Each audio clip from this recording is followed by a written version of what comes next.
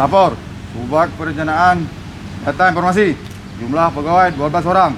Hadir semua, laporan selesai.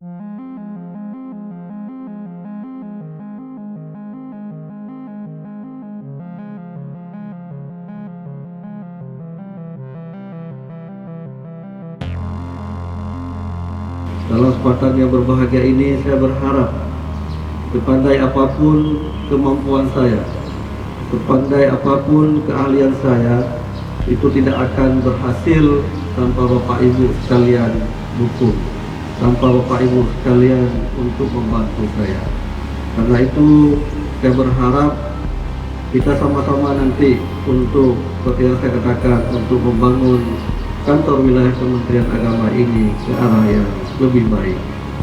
Ke depan barangkali saya akan melaksanakan tugas-tugas, termasuk tugas-tugas yang telah dilaksanakan oleh Bapak Kepala Kantor Wilayah yang lama.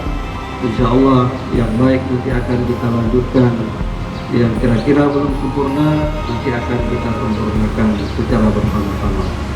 Karena itu sekali lagi saya mohon keberadaan saya di sini tolong dibantu sehingga tugas kita ini akan lancar dan baik.